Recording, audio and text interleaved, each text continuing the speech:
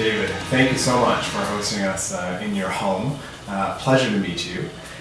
I'll be honest, my first reaction of your home, this isn't what I would expect. As somebody who is the recipient of $10 million for a wrongful conviction, I would have thought of a home a bit more opulent. Tell me about that.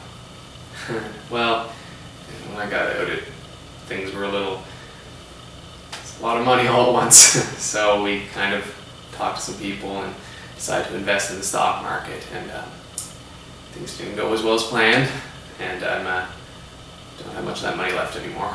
Really? So most of the money is gone? Yeah. Wow. Okay. Listen, can you take us back to, it's 1970. You're in trial and you've been convicted found guilty in the murder of Gail Miller and sent off to life in prison. Can you take us back to the emotions of that day and what that felt like? For me, the day itself, it wasn't even really real for me at first. I don't think I even really understood what was happening until I looked over at my father, who was sitting there, and I just saw the look of hope just leave his eyes. He was done, and I think that's when I realized just what I was getting into at this point. And it just kills you. You had spent months through the trial process listening to your friends come up with eyewitness accounts that were essentially false. What sense of betrayal did that feel like? You feel like just everyone's leaving you at this point. You're the only one in there. I know what happened, and then nothing did happen. But everyone suddenly is saying, you did this, and even at times you start to wonder, did I? But I just had to focus and make sure that I knew who I was, what was going on, and that it was all right. Talk about a story of wrong place, wrong time, with the wrong people. What was life like in prison? It was pretty brutal. It wasn't too bad when I was able to see my family enough, but after they moved me, it was a little tough. And this is when they moved you to the Dorchester in New Brunswick, I understand. Maximum security penitentiary in New Brunswick, away from your family in Winnipeg for 3 years. So how frequent were family visits during that time, if at all? I hardly saw anyone. I mean, occasionally.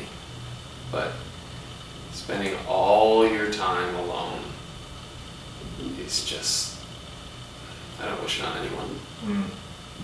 You had the opportunity in that time, had you confessed to the murder of Gail Miller, that potentially you might have been eligible for parole and gotten out sooner than you ultimately did.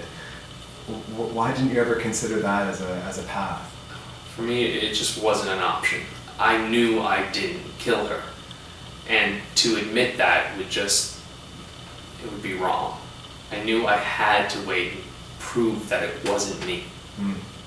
And I mean, in the end, it worked. It did take a little while, though.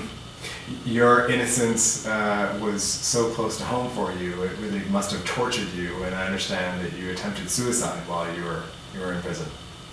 Yeah, it was. No one believed me at all.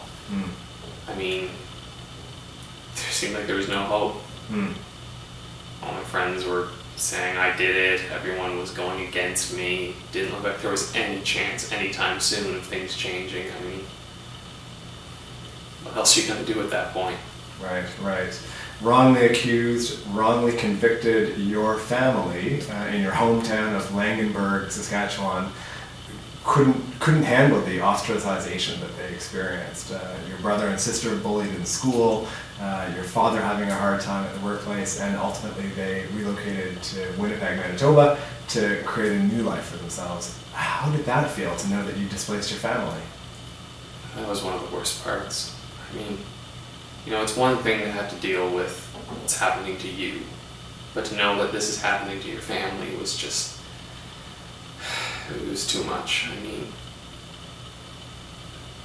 there's nothing I could even do, and yet it was all my fault. Mm. It's now, of course, 2013. You're in what are supposed to be the golden years of your life. You're out of prison. Tell me about life like. What is life like now? You know, at times it's tough. There's an anger that builds up in prison that just doesn't leave. You know, you can't spend 20 years of your life angry and then just go back to whatever normal is. But you know, I'm trying. I'm going back to university actually, taking sociology. So I'm just trying to put the pieces back together. Hmm. I understand. We've read that in 2011 you were arrested for a domestic. Can you tell me anything about that? Like I said, the anger doesn't really go away, but it was a private moment that we didn't want to get out. It just arguments happened, and it got a little out of hand. Okay. David, thank you so much for your time today. Very gracious of you to speak with us about your life in prison and your life now, and we wish you the best.